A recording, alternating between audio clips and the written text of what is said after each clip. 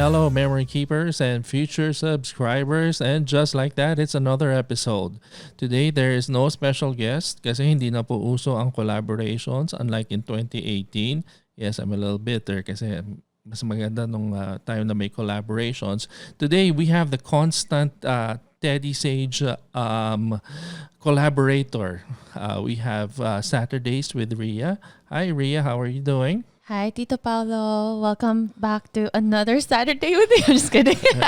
Welcome to Spill the Beans. I'm so glad to be here.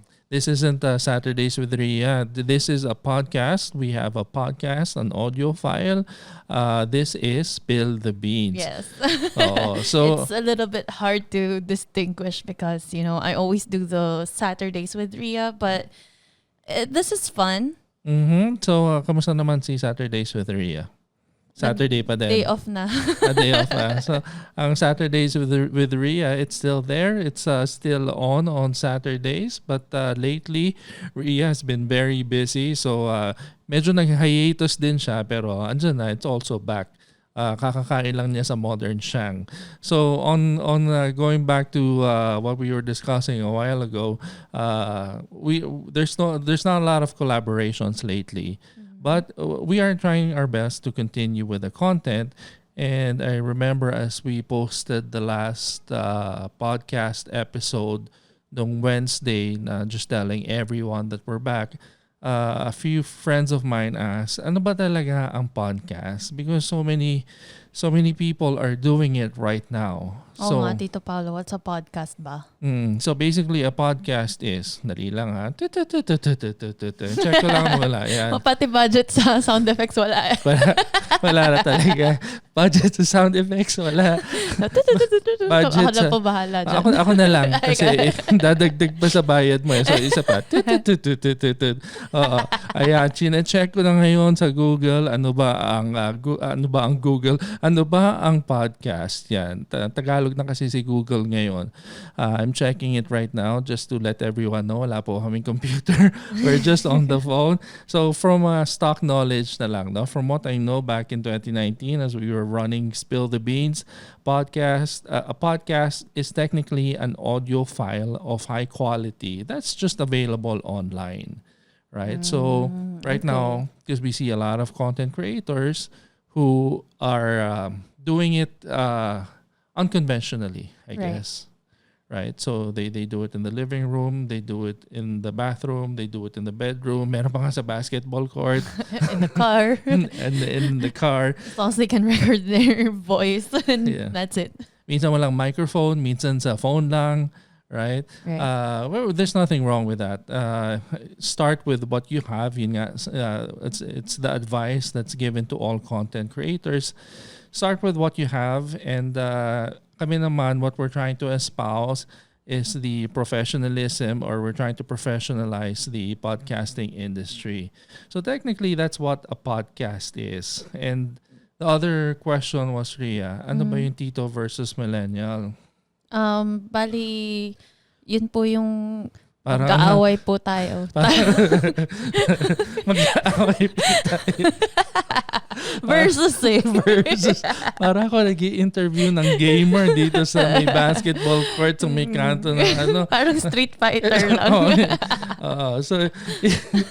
So yung Tito versus Millennial po was a format that we conceptualized back in 2019 where we kind of show the contrasting perspectives of an older generation and a younger generation. Now we've infused that into our podcast, which is Spill the Beans. That's why it's Spill the Beans na Tito versus Millennial. Yes. Actually, this is such a fun concept and so far, I'm enjoying it. So far. Wala po kayong choice. Ako lang naman yung nandito. Alam mo, eventually, Rhea, magiging Millennial versus Gen Z na yan. I know! I'm a bit scared because it's already starting. The Gen Zs are bashing us millennials for being too old. And medyo nararamdaman ko na po yung ginawa ko sa inyo dati. Nakakarma na po tayo. Alam niyo to si Rhea, hindi naman siya masungit, hindi naman siya nangaaway, pero what's the term ba? Hindi rin siya ganoon ka-friendly. No? Kasi yung mga titos, there are some terms that we can't really pick up anymore when it comes to technology. But the nice thing is the millennials, they teach us. They show us the new things. Yeah. Which will happen to the millennials when the Gen Zs come along. It's already happening, actually. With what? Ano yung tinuturo sa inyo ng Gen Z? Well, not I don't think they're teaching, well, maybe some of them are teaching us, but there are a lot of terminologies or emojis that they use that we don't use we didn't use back then. So for example, us millennials, when we use an emoji, which you Gen X's don't do. We use emojis. Well, I didn't know, Mm. but yung emoji niyo po, yung mga ano pa colon, parenthesis, ganyan. Galing sa QWERTY. Galing sa QWERTY keyboard. Siyempre. Mas okay yung mga semicolon tas pa rin. Mas creative. Oo, siyempre. Kasi you really have to, sometimes you have to use your imagination talaga to get what that emoji is. Exactly. That's what you call a DIY emoji. Yung sa inyo kasi spoiled na kayo, it's already provided for. So us millennials, we made it easier, right, with the actual real emojis. But the Gen Zs are making it complicated again by using a different emoji and putting a different meaning to it, such as the skull emoji. Like, to us, that's like dead, right? To them, it means it's funny. Like, they say they don't even use the laughing emoji anymore, which we love. Well, I love as a millennial. And it's kind of sad. They don't use the laughing emoji anymore. What do they use? They use the skull emoji. So, like, they're okay. dead. Like, happy that. I don't know. I don't even get it. It's so funny that they're dead. Something like that. Yeah, it's yeah. that they're dead. So now at least, Rhea, you have an idea on what it means or how it feels to be old or to be considered old. Yes. You know, technically us Titos, we're not that old, but we're also not that young. So we're definitely no spring chickens, but also we're not headed off to the retirement home. But a lot of people start to ayan na yung mga po, opo on every single thing that everywhere we go. Yes po, Right, opo. right. Yeah. That's actually what I kind of enjoy so far. Oh, I like it. Like when I see a teenager or maybe someone who is about my brother's age, which is like early 20s, they start using po, like ate, they call me ate and all that. It feels good because like sometimes you can just like boss them around. Hoy bata, ganun. Hoy bata. Iba. So that's the gist of Tito versus Millennial.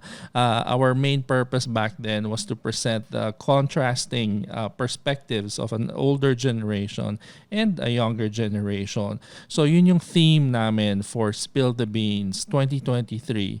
It's Tito versus Millennial and the contrasting perspectives of the young ones and the older generation. So why did we choose YouTube, Rhea? Why are we posting on YouTube? Gusto mo ako na sumagot? Parang nawawala na yung signal mo dyan eh. Tito po, choppy po, choppy. Chubby. Oh, ayan, tuloy, chubby. Chubby, choppy. Tumama yung ngipin ko sa mic, sorry. Tumapa yung ngipin mo sa mic. Kumain ka na? Hindi pa po eh. Hindi pa. Medyo taghirap po tayo. Ay, nako. Wala ako ba itutulong sa iyo?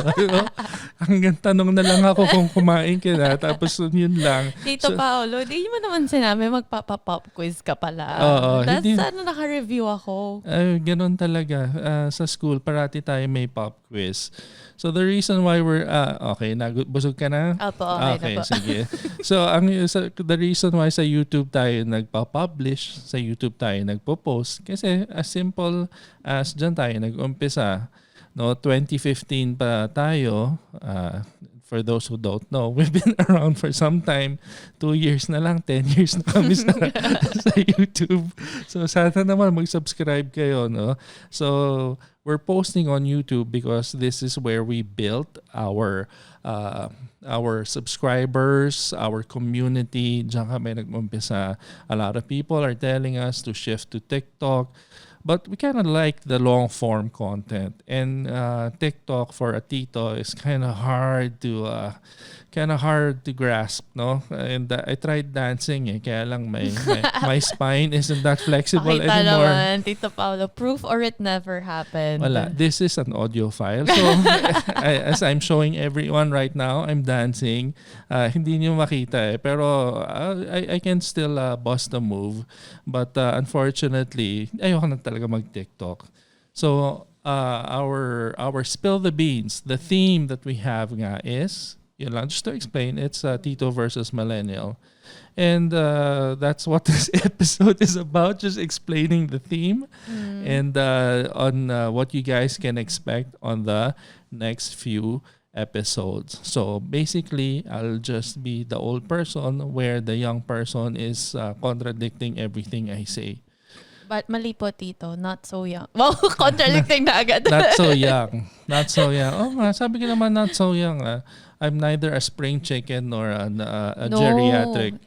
I mean, see, may disconnect na agad. May gap na agad. May gap na. What I meant was, I am not so young anymore. Kala mo lang yun. You guys are still young. You Yeah. guys are still very young. Ang Gen Z, ano ba ang oldest ng Gen Z? Early 20s? Yeah, early 20s. Oh, Or mid-20s, I don't know. Yeah, millennials are still young. Huwag ka muna magpatanda. Kailangan ko pa ng 50 episodes. Nagpatanda ka na agad. Maybe we can add a Gen Z one day. Oo. So Huwag ka it's muna gonna be the magpatanda. three of us. Yeah, huwag ka muna magpatanda. Hindi pa pumipirma yung Gen Z eh. Sige na po, okay na. Once she joins, ayan, pwede nang maging millennial versus Gen Z. So Okay. anyway, that's what this episode is about. We're just explaining the theme of the podcast, which is Tito versus Millennial. And I hope this was somewhat entertaining at least, no? And at least you guys know kung bakit na siya Tito versus Millennial. Spill the Beans is the title of the podcast and the theme is Tito versus Millennial. I feel like I've said that 100 times. Mga 3 times pa po. Kaya po, sana makinig kayo sa Tito versus Millennial. Bali ano po yung title ulit? Spill the beans ka dito sa Tito versus Millennial. Dito sa aming teddysage YouTube channel. Tito Paolo, do you know yung kapag nasa school ka tapos magpapaquiz yung teacher's gonna say, okay, get 1/4 sheet of paper. And then the students are like, 1/4 po? Ayan, Oh, podcast po. Podcast. Yun nga, spill the beans nga. Sige, ulitin niyo pa po. Okay, so tayo dito. spill the beans, Tito versus Millennial ang theme. Okay, ano yung spill the beans, Ria? Kaya po pa tonight? Test mo na kita. Ano yung title ng podcast? Spill the beans. Ano yung theme niya? Tito versus Millennial. Okay. Anong pangalan ng channel? Sage Studios. Sage Studios. So thank you very much, memory keepers and future subscribers. That's our episode for today. I hope you liked it. Thank you, Ria. Yay, thank you. All right, bye.